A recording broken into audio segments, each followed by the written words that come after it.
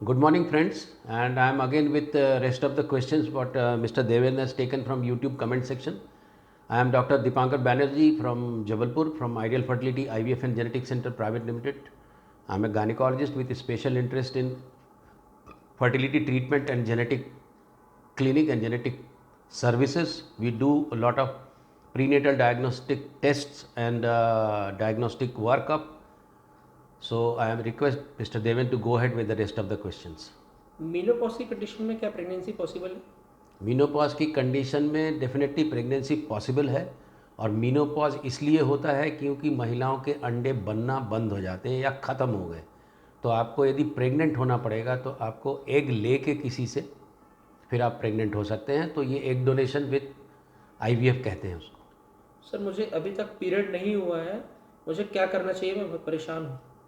आपको अभी तक यदि पीरियड नहीं हुआ है, आपकी उम्र क्या है, आपकी बाकी इन्वेस्टिगेशन क्या है, आप प्राइमरी ओवेरियन फेलियर वाले हैं कि सेकेंडरी ओवेरियन फेलियर वाले हैं कि आपका यूट्रस का प्रॉब्लम है, आप जहाँ भी रहते हो वहाँ पर यदि कोई एंडोक्राइन हार्मोन के जो डॉक्टर्स होते हैं उनसे या फिर अच्छे गायनिकोलॉजिस्ट से मिल सकते हैं या फिर आप एक टेली कंसल्टेशन लेके आप जांच करा सकते हैं क्या एक्चुअल हो रहा है या फिर आप दिखा भी सकते हैं आके। क्या एंडोमेट्रियोसिस कैंसर का कारण हो सकता है? यूजुअली एंडोमेट्रियोसिस कैंसर का कारण नहीं होता अधिकतर, क्योंकि एंडोमेट्रियोसिस खुद एक बहुत प्रॉब्लमेटिक बीमारी होती है और उसके जो दर्द और उससे जो इनफर्टिलिटी और उसके प्रॉब्लम के कारण ये अधिकतर ट्रीट हो जाती है। बट बहुत कम चांस है कि एंडोमेट्रियोसिस से कैंसर हो। सर 1% मॉर्फोलॉजी नॉर्मल स्पर्म से नेचुरल कंसीव हो सकता है क्या? 1% मॉर्फोलॉजी यदि अच्छे से देखा गया है तो 1% मॉर्फोलॉजी यदि नॉर्मल है तो ये कम है, और आपका 1% मॉर्फोलॉजी क्यों ख़राब है वो देखना बहुत ज़रूरी है एंट्रोलॉजिकल इवैल्यूएशन से और जेनेटिक्स टेस्ट से। यदि ये रिपेयर या ठीक नहीं हो सकता है तो आपको इक्सी करा लेना चाहिए। मेरी फर्स्ट प्रेगनेंसी में 5th मंथ में मिसकैरेज हो गया था, तब से 1 ईयर हो गए लेकिन कंसीव नहीं हो रहा है, मुझे क्या करना चाहिए? एक एचएसजी करा लेना चाहिए, ट्यूब का एक टेस्ट करा लीजिए। कई बार ट्यूब में प्रॉब्लम रहती है और कई बार एचएसजी एक ट्रीटमेंट का भी काम करती है। सर एक बार एफईटी फेल होने के बाद क्या सेकेंड टाइम एरा करना ज़रूरी होता है? ये मेरे ख्याल से अपने पेशेंट ही पूछ रही होगी, क्योंकि ये कॉमन है। और बहुत अच्छा blastocyst transfer with frozen embryo transfer with good endometrium जब नहीं होता है तो ये बहुत बड़ा झटका होता है पेशेंट के लिए भी और मेरे लिए भी, डॉक्टर के लिए भी। तो नेचुरली एक बात उठती है कि क्या एम्ब्रियो में खराबी थी कि एंडोमेट्रियम में खराबी थी। तो दो टेस्ट मैं ऑफ़र करता हूँ, एक NIPGT और दूसरा एंडोमेट्रियल रिसेप्टिविटी एरे या फिर एरा टेस्ट। ये करके देख सकते हैं। ये बेसिकली ये टेस्ट एड ऑन टेस्ट्स हैं, ये कोई ऐसा फूल प्रूफ नहीं है 100% कि हम उसमें प्रॉब्लम मिल ही जाएगा और उस प्रॉब्लम को देख के हम कर देंगे तो सब कुछ ठीक हो जाएगा। बट डेफिनेटली एक इच्छा होती है कि आपका रीज़न क्या है। सर फॉलिकल रप्चर नहीं होते? फॉलिकल यदि रप्चर नहीं होते, find out the reason why follicle rupture नहीं होते। यदि फॉलिकल रप्चर नहीं होते तो आपका पीरियड डेफिनेटली एबनॉर्मल होगा। यदि डिस्टर्ब पीरियड है विथ एबनॉर्मल जगह पे हेयर ग्रोथ है तो आपको दिखाना चाहिए। आप हो सकता है पॉलीसिस्टिक ओवेरियन डिजीज़ के पेशेंट हो या फिर प्रोलैक्टिन नाम या का नाम का या थायराइड नाम का हार्मोन का इम्बैलेंस में भी कई बार ये चीज़ें होती हैं। If the age of 47 how much possibilities for IVF success? Depends upon when you go for your own eggs, very less success. But if you want to go for egg donation, definitely there are high success if your uterus is okay. क्या day 3 के embryo में pregnancy के chances होते हैं?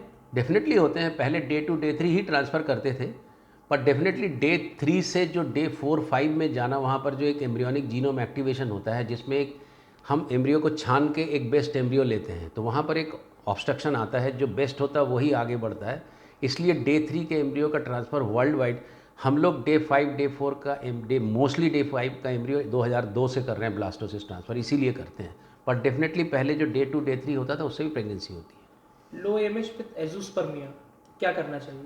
लो AMH wife का yes. और husband का azoospermia, तो लो AMH में सिंपल है। लो AMH में यदि पीरियड रेगुलर है तो डेफिनेटली आप अपने एग से एक IVF का अटेम्प्ट ले सकते हैं। यदि एजोस्पर्मिया में कुछ भी चांस है एक स्पर्म निकलने का टीसा द्वारा, तो एंड्रोलॉजिकल इवैल्यूएशन से ये पता कर लें कि आपका अपने बीज से, अपने सीड से खुद का बायोलॉजिकल चाइल्ड हो सकता है कि नहीं।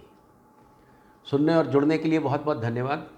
यदि आपको YouTube के कमेंट के ये वाले जो मैं जो बताता हूँ वो कंटेंट अच्छा लगता है तो आप मेरे YouTube चैनल को शेयर और साथ में सब्सक्राइब जरूर करिए। सब्सक्रिप्शन बढ़ना बहुत अच्छा लगता है। हमें सिल्वर बटन मिल चुका काफ़ी पहले, we are thriving for golden also, तो please help me to make subscription more. Thank you very much आप लोग के जुड़ने के लिए। और मैं इंस्टाग्राम वालों को भी थैंक यू बोलता हूँ जो हमसे जुड़े हैं। सर मेरा एबॉर्शन हुआ, ट्राइसोमी 16 था, इसका रीज़न क्या है? और ये प्रेगनेंसी में दोबारा हो सकता है, चांसेस कम है फिर से होने का, बट जब भी ट्राइसोमी होती है तो ये नेचर उसका एक प्रोटेक्शन है कि आप उसको मोस्टली नेचर उसको अबॉर्ट कर देती है। तो ये कुछ हद तक एक प्रोटेक्टिंग मैकेनिज्म है, पर ये रिपीट होगा ऐसा पक्का नहीं है। गो फॉर प्रेगनेंसी, बहुत ज़्यादा वेट करने की ज़रूरत नहीं है। आप 2 से 3 महीने बाद अपने नेक्स्ट प्रेगनेंसी ले सकते हो। सुनने और जुड़ने के लिए बहुत बहुत धन्यवाद। Thank you very much for patient listening.